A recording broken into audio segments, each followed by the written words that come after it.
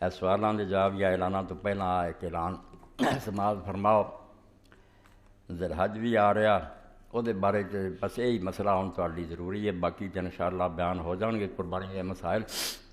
कि ज़िलहज का चंद जिहड़ा है तलू होने तो बाद अल्लाह के रसूल अलैहि सलाम ने फरमाया भी जिस बंदे का इरादा कुर्बानी का वो अपनी हजामत वगैरह जी है इस तो पहला कर लै। जदों ज़िलहज का चंद चढ़ पे फिर उस तो बाद कुर्बानी ज़बह होने तक अपने जिस्म के किसी हिस्से तो ना बाल दूर कर सकता, ना नाखून अपने जोड़े मुड़वा सकता। इस ये तैयारी कर लो कि चंद चरण तो पहला जिन्होंने अल्लाह ने तौफीक दी तो कुर्बानी का इरादा रख दे, हजामत अपनी मुड़वा लन। उस तो बाद ना करो, मगर मुसलमानों का हाल वो भी शेप जारी रही है। जानवर को छुरी फेरनी, अपने आप को नहीं फेरनी।